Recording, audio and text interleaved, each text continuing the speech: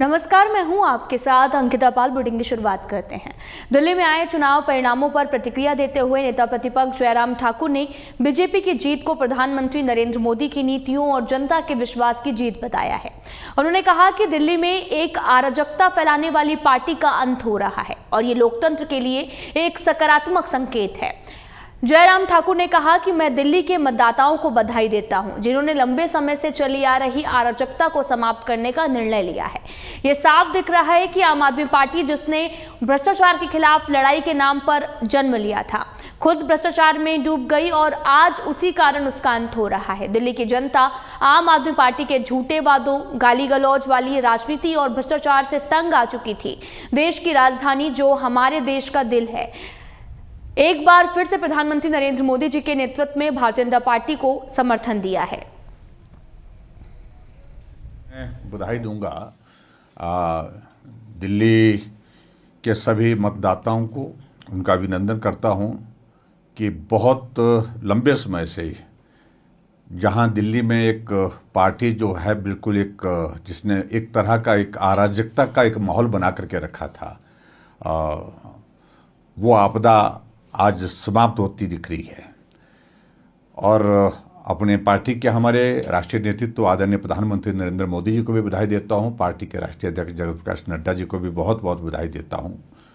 और बड़ी हैरानी की बात है कि जिस पार्टी का जन्म जो है भ्रष्टाचार के खिलाफ लड़ाई लड़ते हुआ था, उसका अंत भ्रष्टाचार में डूब करके हुआ है।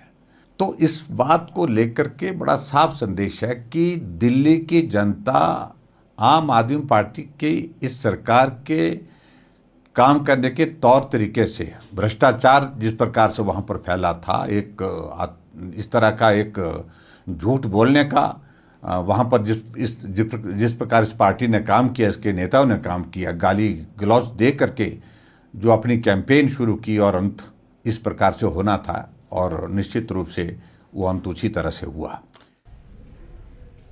हिमाचल युवा कांग्रेस के नवनियुक्त प्रदेश अध्यक्ष छतर सिंह ठाकुर ने शुक्रवार को राजीव भवन शिमला में पदभार संभाल लिया है। इस मौके पर मुख्यमंत्री सुखविंदर सिंह सुक्खू और कांग्रेस प्रदेश अध्यक्ष प्रतिभा सिंह भी विशेष रूप से उपस्थित रहे। सीएम सुक्खू सिंह ने आपको बताते चलें कि छतर सिंह ठाकुर को शुभकामनाएं दी हैं। सुक्खू ने कहा कि वर्तमान में पीडब्ल्यूडी मंत्री विक्रमादित्य को भी यूथ कांग्रेस अध्यक्ष होने के नाते ही टिकट मिला था। वो खुद युवा कांग्रेस की राजनीति से निकलकर यहां तक पहुंचे हैं। उन्होंने कहा कि सरकार की नीतियों को जनता तक पहुंचाने में युवा कांग्रेस की बड़ी भूमिका रहेगी। हिमाचल में वर्तमान समय में 4 ऐसे मंत्री हैं जो युवा कांग्रेस की राजनीति से निकले हैं। 1 दर्जन के करीब विधायकों ने भी युवा कांग्रेस में राजनीति की है। वहीं कांग्रेस प्रदेश अध्यक्ष प्रतिभा सिंह ने भी कहा कि सभी चुनावी प्रक्रिया में संगठन को आगे ले जाने का काम युवा कांग्रेस ने किया है। इस दौरान कैबिनेट मंत्री विक्रमादित्य सिंह ने भी कहा कि यूथ कांग्रेस पार्टी का एक अग्रिम संगठन है। उन्होंने कहा कि वो खुद भी युवा कांग्रेस के अध्यक्ष रहे हैं और उन्हें सीखने वाला अनुभव मिला है। वहीं इससे पहले युवा कांग्रेस के राष्ट्रीय अध्यक्ष उदय भानु चिब, नवनिर्वाचित प्रदेश अध्यक्ष छतर सिंह सीएम आवास पहुंचे थे। मुख्यमंत्री सुखविंदर सिंह सुक्खू से मुलाकात के बाद में उदय भानु ने कहा कि नई कार्यकारिणी और प्रदेश अध्यक्ष की नियुक्ति को लेकर मुख्यमंत्री के साथ चर्चा हुई है। कांग्रेस के नवनिर्वाचित अध्यक्ष का आज समारोह था और निश्चित तौर पर काफ़ी युवाओं में जोश था, और मैं राष्ट्रीय अध्यक्ष उदय भानु जी का भी धन्यवाद करना चाहूँगा और विनीत कुंपोर जो यहाँ के इंचार्ज, उनका भी धन्यवाद करना चाहूँगा, पार्टी अध्यक्षा श्रीमती प्रतिभा सिंह जी का, कि युवा कांग्रेस की राजनीति से हम निकले हैं। 4 मंत्री तो युवा कांग्रेस की राजनीति के बने हुए हैं। निश्चित तौर पर युवा कांग्रेस के लोगों को आने वाले समय में युवाओं की सोच को समायोजित करना पड़ेगा, तभी हम आगे बढ़ सकते हैं। तो मेरा ये मानना है कि आज युवा कांग्रेस ने एक धरना प्रदर्शन भी कर रखा है और पहले ही दिन जो बाहर से आए हमारे नागरिक है, उनके प्रति जो संवेदनशील रवैया विदेशी सरकार ने नहीं अपनाया, उस संदर्भ में इन्होंने आयोजन कर रखा है। तो इस संदर्भ में आज इनका रैली है, उसके बाद हम इनसे बैठकर बात करेंगे। सर देखिए, हमारे हिमाचल प्रदेश के युवा ने बहुत ही महत्वपूर्ण रोल हर इलेक्शन में निभाया है। जो उनको जिम्मेवारी दी गई उस कार्य को इन्होंने बेहतर तरीके से समाज के सामने रखा, अपने क्षेत्रों में जाकर उसका प्रचार किया। आज एक नया अध्यक्ष युवा का बना है छतर सिंह जी, जिनको ये जिम्मेवारी सौंपी गई और हम उनको बधाई देते हैं, उनकी टीम को बधाई देते हैं कि वो भी इसी मेहनत से, इसी लगन से यूथ कांग्रेस को आगे बढ़ाने के लिए, युवाओं को जोड़ने के लिए काम करेगी। और जैसा कि आप सब जानते हैं कि हमारी सरकार के जो पिछले 2 सालों में सरकार ने काम किया है, वो उपलब्धियां लोगों तक पहुंचाने का कार्य भी हमारे युवा के लोग करेंगे। तो मैं इनसे ये उम्मीद करती हूँ कि ये लोग इस जोश से और इस लगन से काम करें। युवा कांग्रेस जो है वो कांग्रेस पार्टी का अग्रिम संगठन है और हमेशा प्रदेश के युवाओं के मसले यूथ कांग्रेस के माध्यम से उठाए जाते हैं, उनको सॉल्व किया जाता है। और मैं खुद प्रदेश युवा कांग्रेस का अध्यक्ष रहा हूँ 5 साल, तो मुझे बहुत लर्निंग एक्सपीरियंस यूथ कांग्रेस के माध्यम से मिला है। और यही मैंने निवेदन युवाओं से किया है कि आप सब एक सकारात्मक भूमिका निभाएं, एक पॉजिटिव तरीके से जो प्रदेश के युवाओं के मसले हैं उनको संगठन में भी उठाएं, सरकार के समक्ष भी उठाएं और कैसे हम उनको सॉल्व कर सकते हैं, क्योंकि चैलेंजेस भी है, इसमें कोई दो राय नहीं है। बहुत सी समस्याएं हैं, सरकार के समस्याएं हैं, मगर फिर भी हमें कोशिश करनी है। और ख़ास करके जो एम्प्लॉयमेंट एक बड़ा विषय है, उस पर सरकार ने महत्वपूर्ण कदम लिए भी हैं। किस तरह से हिमाचल के प्रदेश के युवाओं की आवाज़ उठानी है, उनके लिए बात रखनी है। जिस तरह से पूरी दुनिया में कल एक मैसेज गया कि ये बीजेपी वाले विश्व गुरु बोलते थे और हथकड़ियों में बंदी बनाकर हमारे देश के युवाओं को वापस लाया गया, मिलिट्री के जहाज से लाया गया। दूसरी तरफ कोलंबिया के जो प्रेसिडेंट हैं, उन्होंने लाल आंखें दिखाई अमेरिका को और अपना जहाज भेजा और उन्होंने बोला आपकी हिम्मत नहीं, आप वहाँ के कोलंबिया के युवा को हथकड़ियों में वापस लाओगे। तो वहाँ से बाइज्जत अमेरिका से कोलंबिया के यूथ आए। तो हमारे भारत का युवा भी समझता था कि हमें भी इज्जत मिलेगी, इज्जत मान मिलेगा और भारत सरकार, बीजेपी सरकार अपना जहाज अमेरिका भेजेगी और बाइज्जत आएंगे। लेकिन जिस तरह से वो दृश्य थे आप सबने भी देखा होगा। और सबसे बड़ी बात, मीडिया के लोग, आप लोगों को भी वहां नहीं जाने दिया, नहीं मिलने दिया उन लोगों से, जब लोग हमारे भाई उस अमेरिकन आर्मी के प्लेन से आए। किस चीज़ का डर था बीजेपी वालों को, किस चीज़ का डर था मोदी जी को?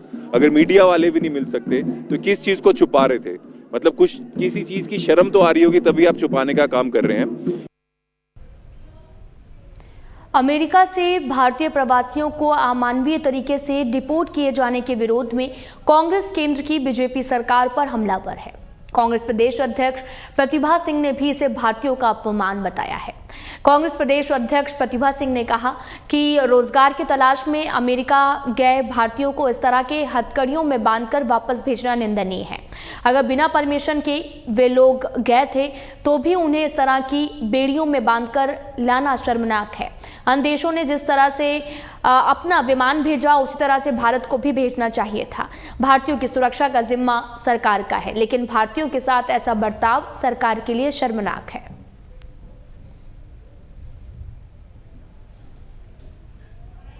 ये बहुत ही निंदनीय बात है कि जिस तरीके से हमारे भारतीय लोग और वो भी युवा पीढ़ी, जिनको हमारे देश में रोजगार नहीं मिल रहा था, वो रोजगार की तलाश में वहाँ पहुँचे।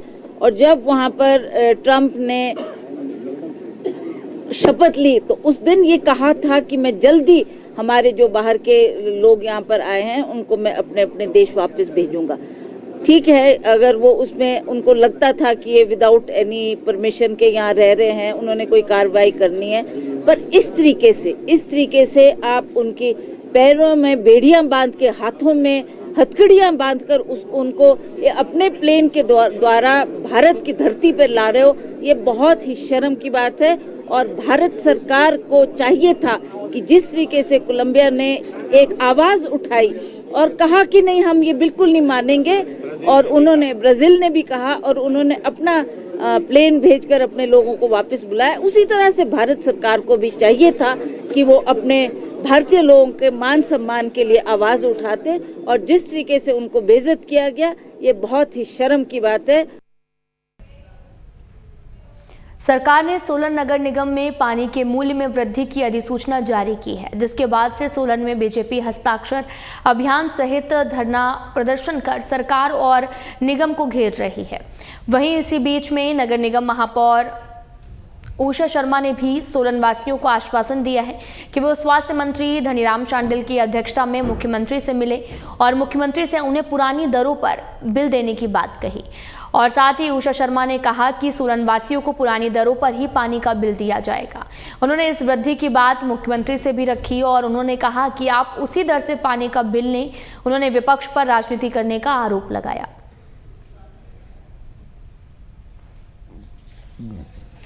लोगों के से कहना चाहूंगी कि हस्ताक्षर अभियान जो इन्होंने झूठा प्रचार सिर्फ अपनी प्रसिद्धि पाने के लिए कर रहे हैं, इनसे पूछा जाए कि आप एक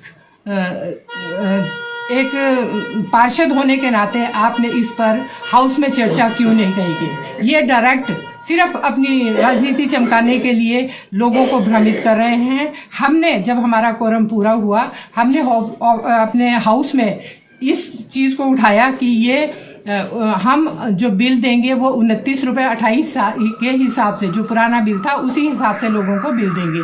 क्योंकि मौसम वैज्ञानिक संदीप कुमार शर्मा ने जानकारी दी है कि हिमाचल प्रदेश के ऊंचाई वाले क्षेत्रों में हल्की बर्फबारी होने की संभावना है, जबकि मैदानी इलाकों में शीतलहर जारी रहेगी।